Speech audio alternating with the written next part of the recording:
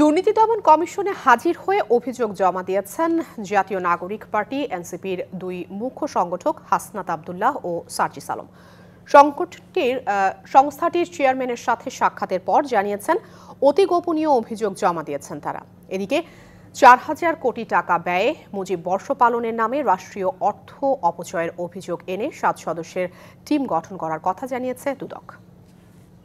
বুধবার দুপুরে হঠাৎ দুদকের প্রধান কার্যালয়ে হাজির হন এনসিপির দুই মুখ্য সংগঠক হাসনাত আব্দুল্লাহ ও সার্জিস আলম। দেখা করেন সংস্থাটির চেয়ারম্যান ডক্টর আব্দুল মোমেনের সঙ্গে। বের হওয়ার পর জানান কিছু অভিযোগ জমা দিয়েছেন, তবে তা এখনই খোলাসা করতে চান না বলে জানান এনসিপির অন্যতম শীর্ষ নেতা হাসনাত আব্দুল্লাহ।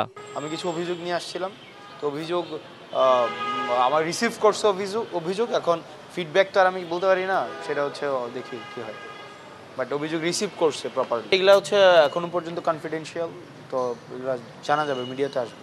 দলের আরেক সংগঠক সার্জিস আলম বলেন, অতীতে দুদককে ব্যবহার করে অনেকে সাম্রাজ্য গড়ে তুলেছে, হয়রানি করা হয়েছে অনেক সাধারণ মানুষকে।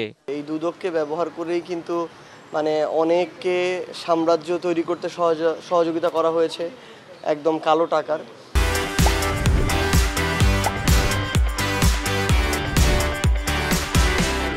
আবার অনেক ভালো মানুষকে এটার মধ্যে দিয়ে বছরের পর বছর ধরে ভোগান্তিতে রাখা হয়েছে, অস্বস্তিতে রাখা হয়েছে।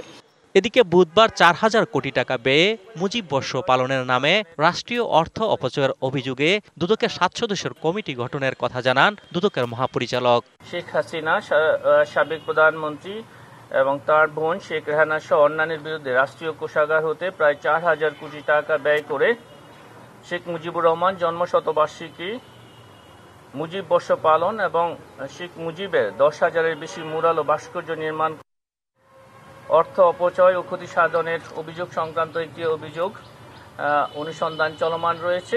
এরই মধ্যে ৭ সদস্যের এই কমিটি অনুসন্ধান কার্যক্রম শুরু করেছে।